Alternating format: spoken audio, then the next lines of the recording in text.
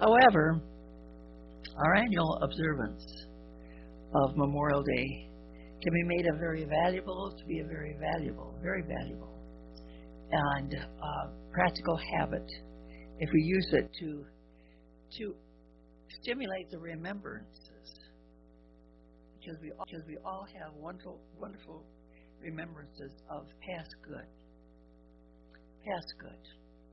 You know, I was thinking of our church family here, and as most of you know, we have a memorial book and a memorial fund, and we have so many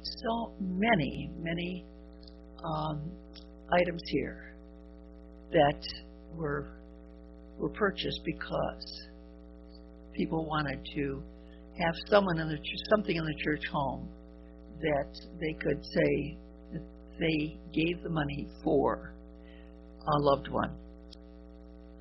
Our Unity Wings, our love offering bags, the front doors of our church, the window over in the narthex, over the steps going downstairs, the dove that's there in that window,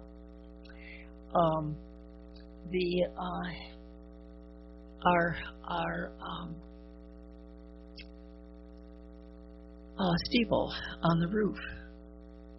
There's been so many things that it's in our memorial book, and the memorial book is in the prayer room. Our hymnals also, and I think how wonderful that we can remember loved ones. We are established in order and wisdom and some of these spiritual qualities when things arise in our life, when things come to us. We have a handle on it, okay? And I know that there's many here that have done the same thing. We don't have to go off the deep end, so to speak. We're established, and we do what needs to be done to correct or to work through whatever needs to be worked through. I'm not saying ignore it. And I'm the last one to say stick your head in the sand. No, you don't do that.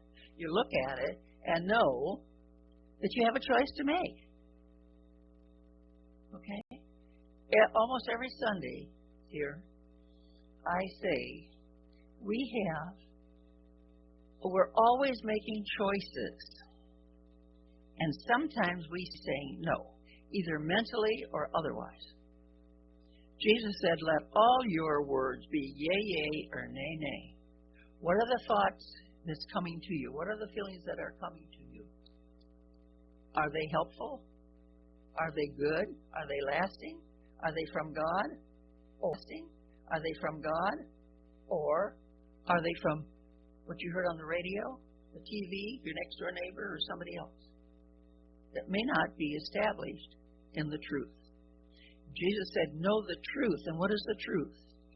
The truth is that we are first a spiritual being.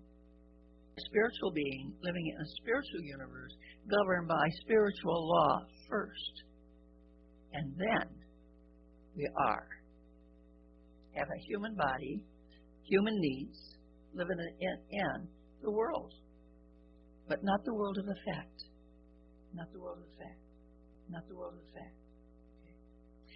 All along this time, the group was thinking in terms of what's our next step?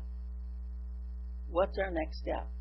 It may not have always been a verbal, and you know what I mean, but a there in consciousness. What's our next step? What's the next step that we're going to take? It doesn't even look like the same place. There was a lot to be done. Those violations needed to be cleaned up before we could move in. Not only that, but we needed to come up with $17,000 for a down payment. It was going to be land contract, $17,000 for a down payment, $10,000 at the end of the first year, $10,000 at the end of the second year, and 10 years a balloon payment. So, when we looked in and saw all that needed to be done for the city, the toilets were not working because the septic tank needed to be cleaned out. The water was not good. There was, I've forgotten, 17 broken windows that they had cardboard stuff. Pews were nasty. The coverings on the pews. In the Narthe, and this was dark paneling. The whole church, dark paneling. No Venetian blinds. Nothing, no window. Well, they had window coverings. But they weren't really sufficient. So downstairs, every doorway was a different door, and the what do you call it around it was a different color. One was pea green, one was purple, one was. And then, am I really serious? Am I serious enough about this God idea, that I am going to stand firm on this, knowing that God supplies our every need? Am I serious enough to do that? If not, we can abort a God idea in a heartbeat. We know that we have a God idea. Within it is everything we need. Everything. We really, truly do. On an inner level, deep inner level, we always know what is right, true, and lasting, and what is ours to do, and how to do it. Because the human race has been around so very, very long, and we have feelings, and thoughts and feelings cooperate with each other, okay, or they should. To be dictated by situations. Our thoughts and feelings have been dictated by situations, by things, and people around us. And consciously return in mind to that place where we can experience harmony and balance. And that's what we need to do on a regular basis. It's not what's happening out here that affects us unless we internalize it, unless we take in what's going on out there, what somebody says, does, whatever. But when we take a stand within our own being, take a stand and know that we have a presence and a power within us that's greater, much greater than anything that can come to us. Okay? God, that Spirit of God within each one of us.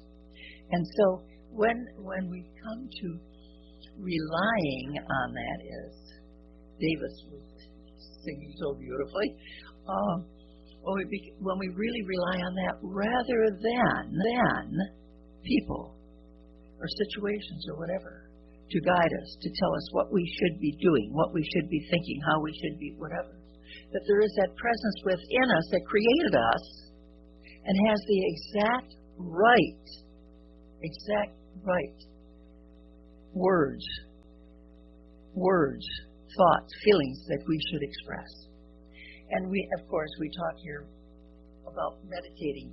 We ask a question and then we listen. And sometimes we're not good listeners because that still small voice within, that God presence within says, I will not leave you nor forsake you.